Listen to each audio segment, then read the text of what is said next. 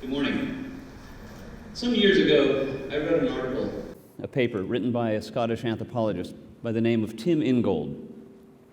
And in this paper, Mr. Ingold discussed two objects that we designed that most separate us from our humanity. Two objects that literally take us away from the earth, lift us away from the earth upon which we live. These two objects are the shoe and the chair. Along with the automobile, shoes and chairs are the most designed objects in our world.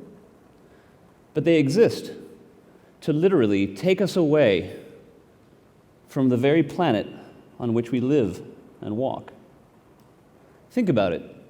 When you put on a pair of shoes, you're seeking protection from the ground. When we sit in a chair, we're seeking protection from sitting on the ground. Now, I didn't start my career or continue my career to address these two issues that Tim Ingold discussed, but it seems we have a lot in common. I'm a footwear designer, and more recently, I'm a chair designer. When I started my career in the footwear industry back in the early 80s, I had no real understanding of the foot. What I was surprised to find out was I also didn't learn a lot about the foot. Footwear design at that time, and still today, is not a lot about the actual foot and how the foot works. I wasn't taught anything about biomechanics. I wasn't taught anything about the anatomy of the foot. Instead, I was asked to draw pretty pictures, design very cool-looking product that could sell well in the marketplace. It was about fashion. It wasn't really about function. If you look at this picture in the top left here, this is a sketch from the Renaissance of a shoe that was designed for a foot. Does this look like any foot you've ever seen? On the top right is a women's high-heeled last. A last is what shoes are built on. It's the form in which the shoe is pulled over and created. So our feet are forced to fit whatever the last shape is. So many women today force their feet into contortions so that they are fashionable. This is not about function. This is about fashion. Some of the issues that come about, as you can see here, with doing this to ourselves, with not wearing product that is designed for the foot, it's designed for the look, designed for the fashion, can have some horrendous effects on our body over time. I believed shoes should look like the foot. They should fit the foot. They should be foot-shaped. So I taught myself about the foot. I cast a lot of my friends' feet. Here in Rhode Island, in other countries, not just feet from New England. I wanted to study the global foot and really understand the form around which I wanted to design footwear. My friends thought I was a little bit odd, luring them into my barn to spend an hour cast in plaster of Paris, but I learned a great deal. And as you can see, this is my friend Dan's foot up here. He's a perfect size 9. And, in a sense, was one of the models that created the footwear line that I put together. I also studied anatomy, and this is actually a sketch from my father in 1959. He worked for Clark's of England. He was also a shoemaker.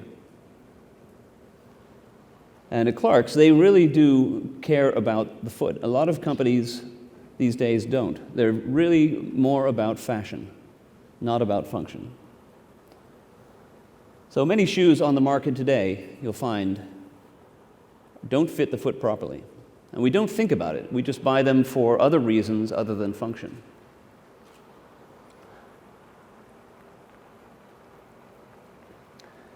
As an industrial designer, I think about tools.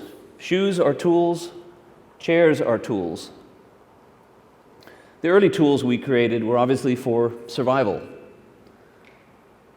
so we could feed ourselves and feed our families, so we could build shelter and protect ourselves, for conquest. As we've become more modernized and the tools have become more advanced, these tools, we don't realize, affect how we live our lives individually and how we live our lives as a population. They change who we are as a people, both physically and culturally. Take the computer and the automobile, and this gentleman getting some last-minute work done before a meeting. Is this what we evolved to be doing? I believe we need to take, as industrial designers or creators of any tools, we have to take the most important thing as the body. We have to design for the human body. We have to be concerned with what the effect, the long-term effect will be of these various tools we're creating on our bodies, be they shoes or chairs or computers. Something my good friend Galen Kranz, who's a professor at Berkeley, calls body-conscious design. I think this is the most important thing for designers, to always look at what is the end result years after this product comes out. What is the end result in our society with the individual? Take the chair, for example. We evolved over hundreds of thousands of years to be these magnificent upright creatures. We can jump, we can walk, we can run, we can squat, we can hunt, we can gather. But what are we spending our time doing? 9.3 hours a day we spend sitting down in a chair. 87% of our day is spent sedentary, sitting at the dining table, sitting on the couch, sitting in the car, sitting on the train. This is not including our sleeping time. This is important sedentary time. This is just from our waking hours. 9.3 hours of our waking day is spent sitting. I think about the industrial engineer by the name of Frederick Taylor from the 1800s, who was one of the fathers of the Industrial Revolution, really. And he was instrumental in helping to design a lot of the factories, the work methods, methodologies for organizing workers. But one of the things that strikes me as most poignant about Taylorism, what's called Taylorism, is the fact that he said the best way to control a large group of people is to have them sit down. So we have Frederick Taylor to thank for the cube farm, as brilliant as he was. Our bodies were designed to move. We were designed for exercise. We were designed, the massive leg muscles we have, these are the biggest muscles in our bodies. Our glutes are the second largest muscles in our bodies. What happens to these when we sit down? After about 4 minutes, all electrical activity shuts down. The largest muscles in our body we're not using. All this exercise and movement that we should be getting helps to increase our circulation, increase our respiratory intake of oxygen, oxygenation of the brain. All these systems need to work together so that we can be the best we can be as upright creatures. When we sit down, things start to shut down.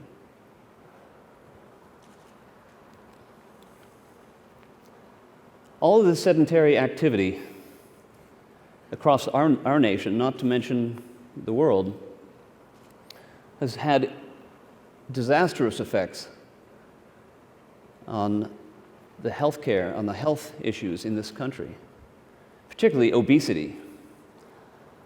1990, really around the rollout time of the computer and the internet. 12% of our population was considered clinically obese. 10 years later, we're at about 28% clinically obese. A lot of this has to do with the way we're working, sedentary activity. Another 10 years later, 37% of our nation, this is 4 years ago, is clinically obese. A lot of this has to do with sitting down, not getting enough exercise, diet. All these things roll into one, but we spend 9.3 hours of our waking day sitting down. This is a catastrophe. This is a national epidemic. And obesity is only one of the problems here. But the CDC estimates about $147 billion a year is spent by businesses these days to combat the effects of these obese and sedentary lifestyles. That's nearly $3 billion a week taken off of our nation's GDP. Do you think this is an epidemic? I do. I want to do something about it from a design standpoint. I think about the history of ergonomics, the study of the measurement of the human body, around which furniture is designed, vehicles are designed. This science of ergonomics, human factors, came about during the turn of the last century, when World War I was starting, when Henry Ford was developing the automobile. The posture primarily considered was the sitting posture. These were vehicles where an individual had to control the vehicle to drive, to kill as much as possible. We have this science to thank for the perfect ergonomic chair, a chair that keeps you at a 90-degree hip and a 90-degree knee angle. This is considered the perfect posture for work. Again, thank you to to Mr. Taylor. Another posture considered, obviously, is standing. Standing is what we evolved to be. We evolved to be these upright creatures. We do a lot of work standing. A lot of people these days like to stand up for part of their day. So the industry right now is talking about going between sitting and standing. Spend part of your day sitting, part of your day standing. The problem is, all this sitting in only 80 years has done huge damage to our spines. And now when we stand, we can't even stand properly because our hip flexors have shortened and it's uncomfortable to stand for a long duration. This did not used to be the case, but because we sit so much, it's very difficult for us to stand for a long period of time. Let's just look at this graphic from Esther Gokhale, who's a posture specialist and author on the West Coast. She studied an average spine of the period, 1911, very strong, upright spine, very gentle S-curve. This is somebody who has spent a lot of his life, her life, at a very physical job. We used to be very physical with our work. Now we're not. Now we spend most of our time sitting. What happens to our spines when we sit so much? We have this overextended curve in the lumbar, in the lower lumbar, and we also have an overextended neck curve because we're craning forward to look at a monitor. We don't think about this. We need to think about this as individuals, as a society. I thought about this when I moved back to Rhode Island in 1994 to start my own footwear design studio. I realized I hated sitting. I didn't have any major back issues or chronic pains. I just did not feel creative sitting down. So I started to come up with, while I was drawing shoes, to sketch out for myself a device that allowed me to remain upright, yet take some load off my feet, because I also felt that standing all day, which I tried for several weeks, was a bit of an endurance test. So I sketched all these different concepts for seating and upright tables, even fashioned, I think, about 40 prototypes to date. And I've been working this way since 1995 in one of my prototypes, and now more recently in the device we have on the market, the products we have on the market. This has been a revolution for me, a revelation in my creative thinking, because my body is not crushed over my abdomen. I have greater circulation, I have greater oxygenation throughout the day. I was able to squeeze more creative juice out of myself because simply of my posture. A silly, simple idea. And this is not an unfamiliar posture. We all find ourselves at parties in the kitchen leaning against the kitchen counter because it's one of the most comfortable postures to put yourself in, leaning against the back of a couch. This is not anything extraordinary. It's just listening to your body.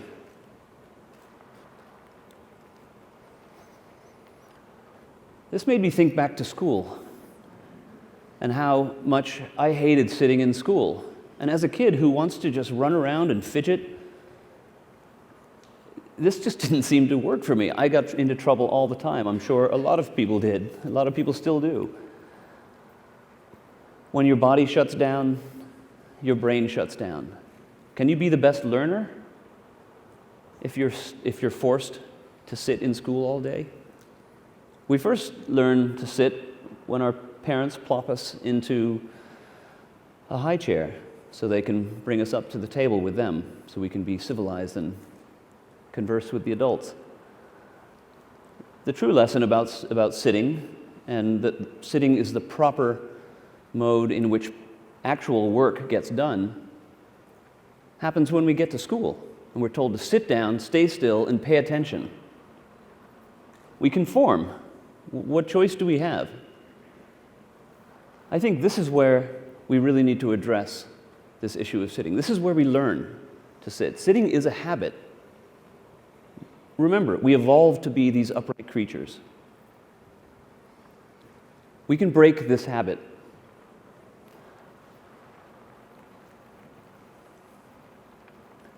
Imagine a school that had upright desks and upright seats that allowed kids to fidget. They encouraged movement throughout the day.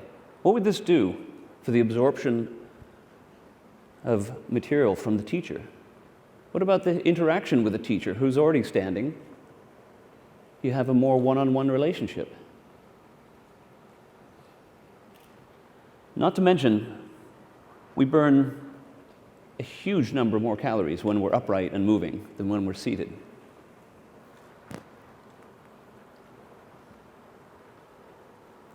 Galen Kranz, the woman I mentioned before, wrote a book called The Chair, where she did a 14-year study of why we adopted the chair as our mode of work. And it goes back to prehistory, before the Egyptians, before the pharaohs and the kings and queens were shown seated because they didn't have to work. It goes back to more nomadic times when there would be one stool brought along for the elder. It was out of respect. So it's always been a place of respect. Give the chair. Would you like to sit down? You welcome your guests into your home. Please have a seat. It's something we do as a sign of respect. I'm not saying we should abandon the chair altogether. I'm saying for work and for learning, there's a different way. But the history of the chair is ingrained in our culture. Think about the word chairman and how important that word is. It's the highest level in a corporation. We've used the word chair in that word. This is an individual that should be working the hardest in the company, thinking the hardest. He's sitting down in his chairman's desk. This history is pretty interesting to me. I would encourage you to read the book, The Chair. You can find it in the library here at RISD, I'm sure. It's an interesting tale.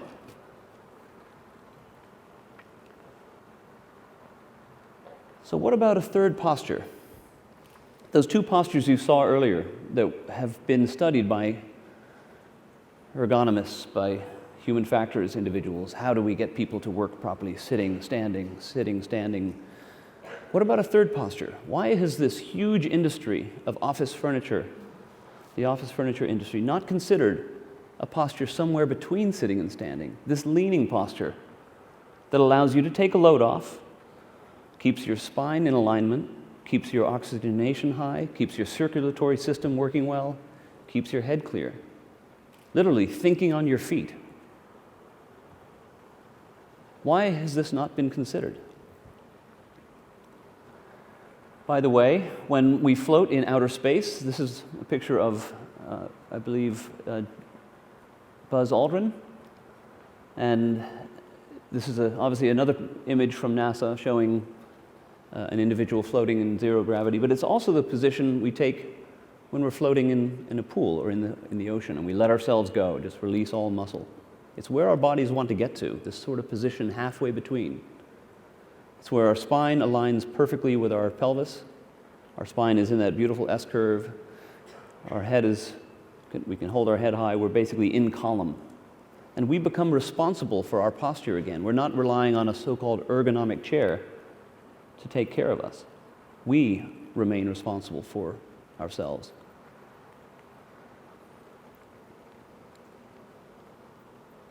Every once in a while, a new idea comes along that can change everything.